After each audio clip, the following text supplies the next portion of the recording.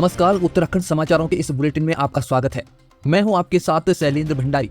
प्यारे दोस्तों, खबरों में आगे बढ़ने से पहले यदि आपने अभी तक इस चैनल को सब्सक्राइब नहीं किया है तो चैनल को सब्सक्राइब करके वीडियो को लाइक जरूर कर दें और साथ ही आप ये वीडियो उत्तराखंड के किस जिले से देख रहे हैं हमें कॉमेंट में जरूर बताएं। केदारनाथ उपचुनाव के लिए 20 नवंबर को मतदान होगा। कांग्रेस नेता हरक सिंह रावत ने इसे बाबा केदार की अस्मिता का चुनाव बताया। उन्होंने दिवंगत विधायक शैला रानी रावत की बेटी को टिकट न देने पर भाजपा को जनता का विश्वास तोड़ने का आरोप लगाया। हरक सिंह ने कहा कि भाजपा झूठे वादों के सहारे है और उन्होंने अंकिता भंडारी हत्याकांड में वीआईपी का नाम उजागर न करने पर सरकार को घेरा। दूसरी ओर भाजपा सांसद अनिल बलूनी ने अपने प्रत्याशी के लिए प्रचार करते हुए युवाओं को रोजगार से जोड़ने की बात कही। विधायक विनोद चमोली ने सरकारी कार्यक्रमों में जनप्रतिनिधियों की गरिमा बनाए रखने की मांग उठाई है। मुख्यमंत्री पुष्कर सिंह धामी ने इस पर सहमति जताते हुए मुख्य सचिव को एसओपी जारी करने के निर्देश दिए। चमोली ने कहा कि जनप्रतिनिधि जनता का प्रतिनिधित्व करते हैं और उनकी अनदेखी लोकतांत्रिक मूल्यों का उल्लंघन है। प्रस्तावित एसओपी सभी प्रतिनिधियों पर लागू होगी जिससे टकराव की स्थिति से बचा जा सके। जनजातीय गौरव दिवस पर देहरादून में आयोजित आदि गौरव महोत्सव का उद्घाटन सीएम पुष्कर सिंह धामी ने किया। उन्होंने जनजातीय प्रतिभाओं को प्रोत्साहित करने के लिए हर साल जनजातीय विज्ञान महोत्सव आयोजित करने की घोषणा की। 128 जनजातीय गांवों में बुनियादी सुविधाओं के विकास और आर्थिक सशक्तिकरण की योजनाएं बनाई जाएंगी। धामी ने कहा कि जनजातीय समाज को मुख्य धारा में लाने के लिए सरकार हमेशा तत्पर है। उत्तराखंड वन विभाग में डबल चार्ज की व्यवस्था समाप्त कर विभिन्न डिवीजनों में प्रभारी डीएफओ तैनात किए जाएंगे। वन मंत्री सुबोध उनियाल ने सीनियरिटी के बजाय अनुभव के आधार पर नियुक्तियां करने का सुझाव दिया है। नई नियुक्ति वाले सहायक वन संरक्षकों को कम अनुभव के कारण मौका मिलने की संभावना कम है। इस कदम से वन विभाग में कार्यक्षमता बढ़ाने की उम्मीद है। उत्तराखंड सरकार ने उपनल कर्मियों के नियमितीकरण के आदेश पर सुप्रीम कोर्ट में रिव्यू पिटीशन दाखिल की है। सरकार का कहना है कि मामले में चर्चा जारी है। उधर पूर्व मुख्यमंत्री हरीश रावत ने उपनल कर्मियों के समर्थन में 1 घंटे का मौन व्रत रखा। उन्होंने कहा कि सरकार कर्मचारियों को न्याय से वंचित कर रही है। सैनिक कल्याण मंत्री गणेश जोशी ने स्पष्ट किया कि सरकार कर्मियों के साथ संवाद का रास्ता भी खुला रखेगी। वहीं मुख्य सचिव राधा रतूड़ी ने 25 नवंबर तक मुख्यमंत्री से बातचीत का आश्वासन दिया है।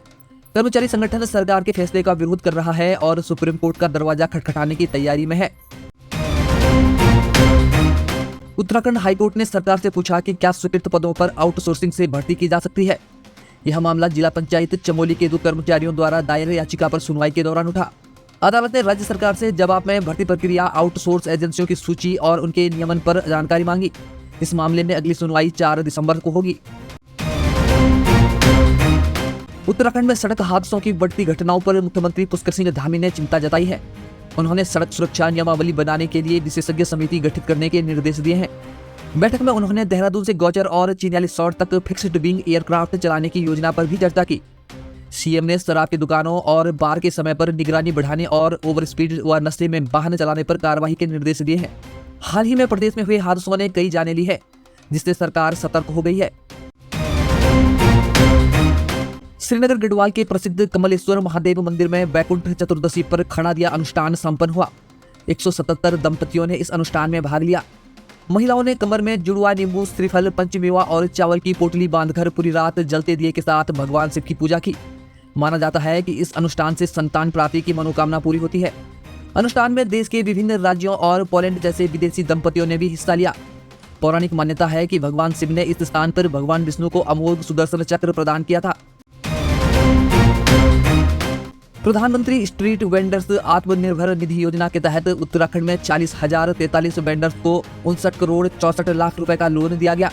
यह योजना सड़क किनारे रेडी और ठेली लगाने वाले छोटे व्यापारियों को स्वरोजगार में मदद के लिए शुरू की गई है। योजना के तहत पहले चरण में 10,000, दूसरे चरण में 20,000 और तीसरे चरण में 50,000 रुपए का लोन बिना गारंटी दिया जाता है। समय पर लोन चुकाने पर ही अगला चरण मिलता है। मुख्यमंत्री पुष्कर सिंह धामी ने इसे आर्थिक उत्थान की दिशा में महत्वपूर्ण पहल बताया है। शहरी विकास मंत्री प्रेमचंद्र अग्रवाल ने देहरादून स्मार्ट सिटी प्रोजेक्ट की समीक्षा करते हुए ग्रीन बिल्डिंग के कार्य में हो रही देरी पर नाराजगी जताई। मुख्यमंत्री ने अधिकारियों को इस प्रोजेक्ट को अक्टूबर 2025 तक पूरा करने का अल्टीमेटम दिया है। उन्होंने निरीक्षण के दौरान सैंपल टेस्टिंग रिपोर्ट की जानकारी मांगी जो गायब मिली। स्मार्ट सिटी के तहत 750 करोड़ रुपए खर्च किए जा चुके हैं जबकि कुल बजट 1000 करोड़ रुपए है। 674 में से 496 सीसीटीवी कैमरे सुचारू रूप से कार्य कर रहे हैं। बाकी कैमरों को जल्द ही ठीक करने के निर्देश दिए गए हैं। उत्तराखंड लोक सेवा आयोग ने 16 से 19 नवंबर को प्रस्तावित पीसीएस मुख्य परीक्षा को नैनीताल हाईकोर्ट के आदेश पर अनिश्चितकाल के लिए स्थगित कर दिया है। परीक्षा में हिंदी के प्रश्न पत्रों में बदलाव को लेकर याचिकाकर्ता हिमांशु तोमर ने हाईकोर्ट में याचिका दायर की थी। हाईकोर्ट ने आयोग को नई परीक्षा तिथि जल्द जारी करने का निर्देश दिया है। प्रारंभिक परीक्षा में सफल अभ्यर्थियों में परीक्षा स्थगन को लेकर असमंजस बना हुआ है।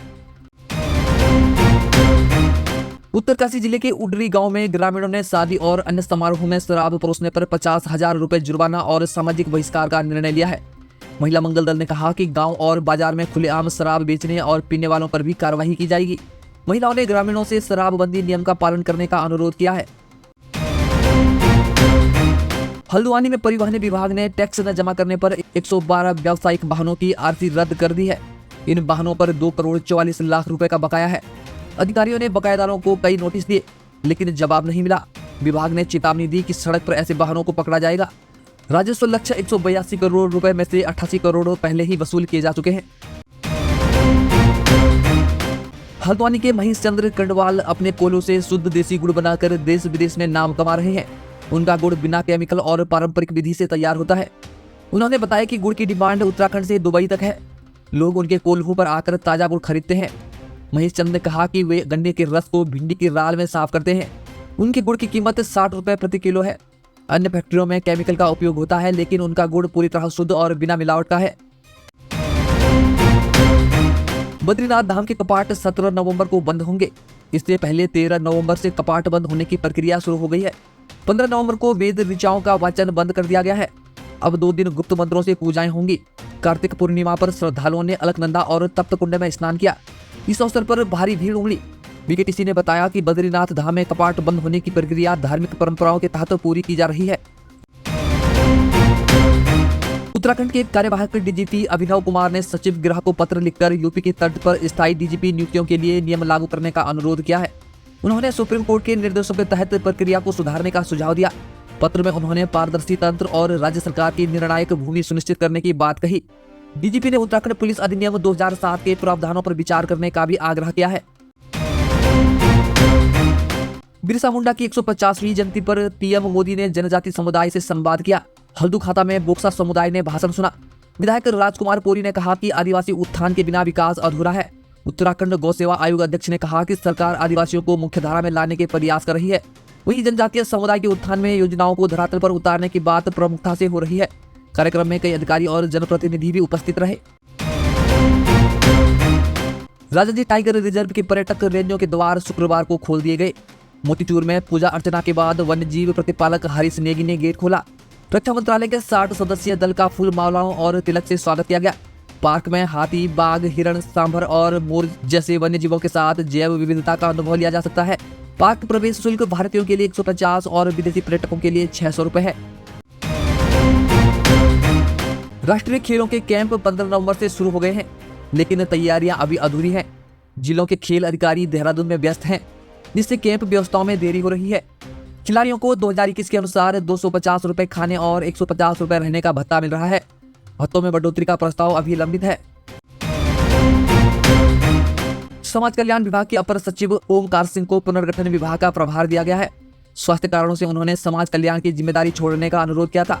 सिंह अगले 3 महीनों में सेवानिवृत्त होने वाले हैं। शासन ने उनके अनुरोध को ध्यान में रखते हुए यह बदलाव किया है। अल्मोड़ा में एक्सपायरी डेट की कीटनाशक अधिक कीमत पर बेचने का मामला सामने आया।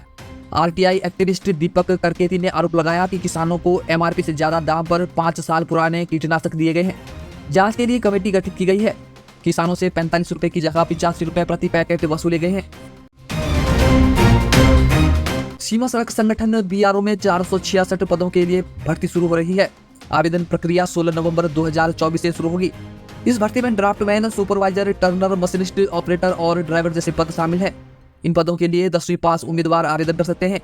पदों के लिए न्यूनतम आयु सीमा 18 वर्ष और अधिकतम 25 से 27 वर्ष है। प्यारे दोस्तों, ये थी आज की प्रमुख खबरें। आपको इनमें से कौन सी खबर सबसे महत्वपूर्ण लगी, हमें कमेंट में जरूर बताएं। और यदि आपने अभी तक इस चैनल को सब्सक्राइब नहीं किया है तो चैनल को सब्सक्राइब करके वीडियो को लाइक करें और अपने दोस्तों के साथ शेयर भी करें। नमस्कार।